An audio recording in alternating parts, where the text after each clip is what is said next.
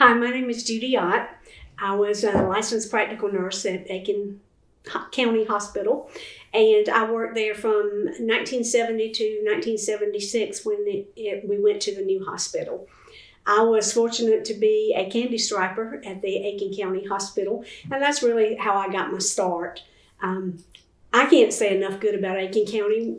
It was so wonderful. It may not have been the most up-to-date place, but such great care we gave and such caring people that I worked with. And I began on ground floor after I graduated from Aiken Practical School of Nursing, which was next door to the hospital, in the building next door to the hospital.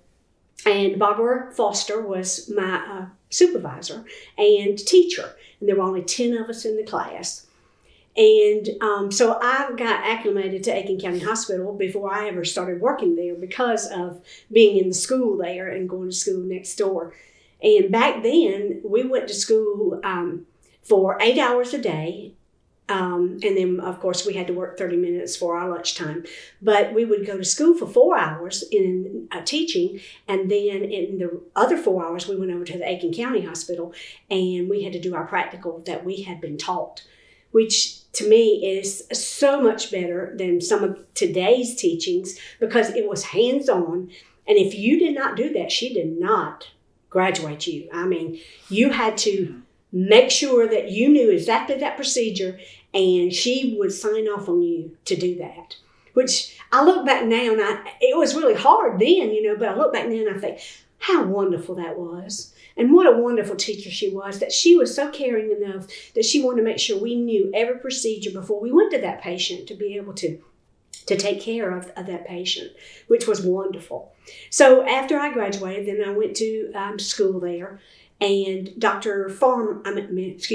Farmer was our director of nursing. I loved Mr. Farmer. A lot of people were scared of him, but he never intimidated me. I always did what I knew I was supposed to, and so we really got along well. And then Miss Nancy Thomas took over after him, and I began working on ground floor. And ground floor, a lot of people didn't like ground floor because you had a lot of indigent patients there, but I loved it. I loved it. And we had a lot of patients that were older, and they had their snuff. And back then, they would let you have it. Well, we'd go in and we'd bathe them and get them all fresh. And I would go back in there a little bit later, and they had the snuff over the side of the side rail. And I'd say, "Oh, honey, can we please use the cup?" "Well, I tried, but I couldn't get it done." I said, "Okay." So we'd get it cleaned up, and we'd go back. And, when I look back now, I think, how precious. At the time, you're young, and you think, oh my goodness, why do they do stuff like this? But I look back now and I think, thank you, Lord, that I had the opportunity to be able to see that, even though, I was young at the time. But it is such a memory to be able to know that I had a little part in taking care of someone like that. I'll never forget one of the first or second patients I guess I ever had. One of the first orders the doctor gave was, she needs a bath. And it just broke my heart. And the reason it did was because she had not been taken care of, and her skin looked like alligator skin. And so I washed her, and I had to empty the water probably about 3-4 times. But by the time we finished, she and I had gotten such a wonderful bond.